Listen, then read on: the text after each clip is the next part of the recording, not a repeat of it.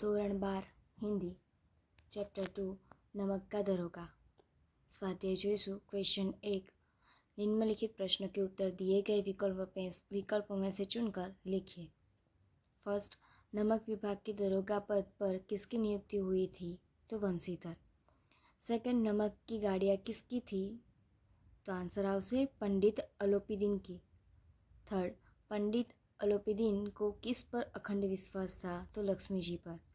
Fourth, Vanshidhar को पंडित अलोपीदीन के कौन से पद पर नियुक्त किया? स्थायी मैनेजर। क्वेश्चन 2, निम्नलिखित प्रश्न के उत्तर एक एक वाक्य में लिखिए। पहलू है, वंशीधर किस विभाग के दरोगा थे? वंशीधर नमक विभाग के दरोगा थे। सेकंड, वंशीधर ने पुल पर क्या देखा? वंशीधर ने देखा कि गाड़ियों की एक लंबी कतार पुल के पार जा रही है। थर्ड, पंडित अलोपीदीन को किसने हिरासत में लिया? दरोगा वंशीधर के आदेश पर जमादार बदलू सिंह ने पंडित अलोपीदीन को हिरासत में लिया। फोर्थ, मुकदमे में किसकी जीत हुई? तो मुकदमे में पंडित अलोपीदीन की जीत हुई। 5, वंशीधर की माता की कौन सी कामना मिट्टी में मिल गई? तो वंशीधर की माता की जगन्नाथ और रामेश्वर यात्रा की कामनाएं मिट्टी में मिल गई। क्वेश्चन 3, निम्नलिखित प्रश्नों के उत्तर 2-3 वाक्यों में लिखिए। फर्स्ट, वृद्ध मुंशी जी क्यों फूले न समाये? तो मुंशी जी के पुत्र अच्छे सुकन से घर से चले थे। समय बीतते नमक के दरोगा पद पर उनकी नियुक्ति हो गई। अच्छा वेतन और अच्छी ऊपरी आय। वृद्ध मुंशी जी को जब यह सुखद समाचार मिले तो वे फूले न समाये। सेकंड, वंशीधर रात को जमुना नदी पर क्यों गए? तो वंशीधर का ऑफिस जमुना नदी से 1 मील की दूरी पर था। रात में वंशीधर सो रहे थे। नदी पर गाड़ियों की आवाज़ और मोहल्ला का कोलाहल सुनकर वे उठ बैठे। उन्हें लगा कि इतनी रात गए गाड़ियाँ क्यों नदी के पार जा रही है, अवश्य कुछ गोलमाल है। सच्चाई जानने के लिए वंशीधर रात को जमुना नदी पर पहुंच गए। थर्ड, पंडित अलोपीदीन क्यों हिरासत में लिया गया? नमक के दरोगा वंशीधर ने पंडित अलोपीदीन की नमक की गाड़ियों को नदी के पार जाते हुए पकड़ा था और उन्हें रोक दिया था। पंडित अलोपीदीन ने उससे पैसे लेकर मामले को रफा दफा करने का आग्रह किया, लेकिन वंशीधर किसी भी कीमत पर उन्हें छोड़ने को राजी नहीं हुआ और उसके आदेश से पंडित अलोपीदीन को हिरासत में लिया गया। फोर्थ, वंशीधर की अदालत में क्यों हार हुई? अदालत में अधिकारी वर्ग से लेकर छोटे से छोटा कर्मचारी पंडित अलोपीदीन का भक्त था। सब ये सोच के हैरान थे कि वे कानून के पंजे में आए कैसे। अदालत में तुरंत वकीलों की सेना तैयार हो गई। वंशीधर के गवाह लोभ में आ गए थे। सभी कर्मचारी अलोपीदीन का पक्षपात कर रहे थे। डिप्टी मजिस्ट्रेट ने अपनी तजवीज़ में अलोपीदीन के विरुद्ध दिए गए प्रमाण को निर्मूल्य और भ्रामक करार दे दिया, इसलिए वंशीधर की हार हो गई।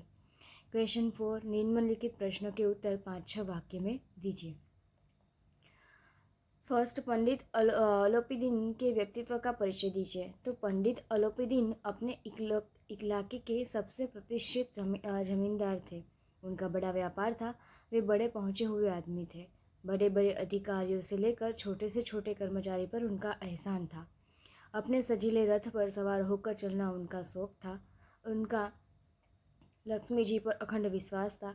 वे संसार ही नहीं, स्वर्ग में भी लक्ष्मी जी का राज्य होने की बात करते थे। वे न्याय नीति सबको लक्ष्मी जी के खिलौने मानते थे। लक्ष्मी जी के सामने वे सरकार और सरकारी आदेश को जरा भी महत्व नहीं देते थे। वे अपने पैसों के बल पर अदालत का न्याय भी अपने पक्ष में करवा सकते थे और अपना काम हो जाने पर सब पर रुपये लुटाना उनका शौक था।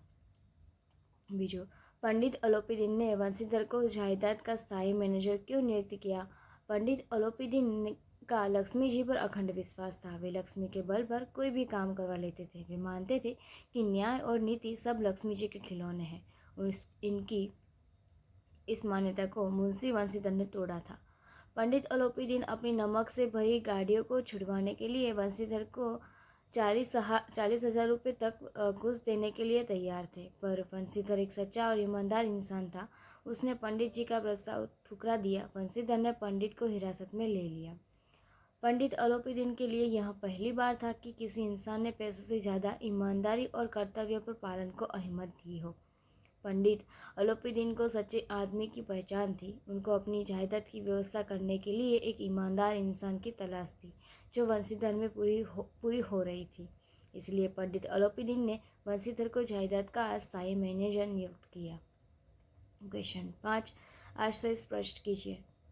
पहलू, न्याय और नीति सब लक्ष्मी के ही खिलौने हैं। उपरोक्त बात मुंशी प्रेमचंद लिखित कहानी नमक का दरोगा से ली गई है। पंडित अलोपीदीन लक्ष्मी को बहुत ज़्यादा मानते थे। उनके लिए पैसों से ऊपर कुछ भी नहीं था। वे स्पष्ट रूप से मानते थे कि न्याय और नीति सब लक्ष्मी के ही खिलौने हैं, क्योंकि वे बड़े से बड़ा काम अपने पैसों के दम पर करवा लेते थे। कोई बड़ा सरकारी अधिकारी हो या फिर कोई छोटा कर्मचारी हो, सबको वे अपने पैसों के दम पर अपनी उंगलियों पर नचाते थे। अदालत में भी सारे गवाह, सबूत और यहाँ तक कि डिप्टी मजिस्ट्रेट भी पंडित के पक्ष में आ जाते हैं। अपने पैसों के दम पर वे अदालत का फैसला भी अपने पक्ष में करवा लेते हैं। इसी तरह न्याय नीति सब लक्ष्मी के आगे हार जाते हैं। सेकंड, धर्म ने धन को पैरों तले कुचल डाला।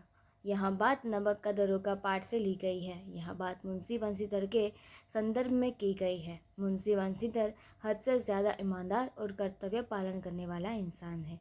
इसी तरफ पंडित अलोपीदीन लक्ष्मी जी का पुजारी था। वह अपने न्याय नीति सबको लक्ष्मी जी के खिलौने मानता था। जब अलोपीदीन की नमक की गाड़ियों की मुंशी बंशीधर ने पकड़ी तो पंडित ने बंशीधर को खरीदने के लिए 40,000 रुपये घूस के रूप में देने चाहे। मुंशी जी ने धन के सामने धर्म और कर्तव्य को चुना। मुंशी जी ने 40,000 तो क्या 40 लाख में भी नहीं मानूंगा ऐसा कहा। मुंशी जी पैसों के लालच में नहीं आए और पंडित अलोपीदीन को हिरासत में ले लिया। इसी तरह धर्म ने धन को पैरों तले कुचल डाला। मुंशी जी को पंडित अलोपीदीन ने ईमानदारी के लिए मुंशी जी को अपनी जायदाद का स्थायी मैनेजर नियुक्त किया। क्वेश्चन 6, निम्नलिखित कथनों में की पूर्ति के लिए दिए गए विकल्पों में से उचित विकल्प चुनकर लिखिए। पहलू, वंशीधर के अनुभवी पिता ने कहा, ऊपरी आमदनी ईश्वर देता है, इसी से बरकत होती है। आंसर हाउस है ए। सेकंड, पंडित अलोपीदीन को वंशीधर उत्तर देता है 40,000 नहीं 40 लाख पर भी असंभव है। तो आंसर આપણો આવશે બી। એના પછી ત્રીજું છે, પણ અલોપીદીन हंसकर बोले, तो એનો આવશે मुझे इस समय एक अयोग्य मनुष्य की ही जरूरत है। आंसर આવશે सी। ओके, तो આની સાથે આપણું આ સદી અહીંયા પૂરું થાય છે।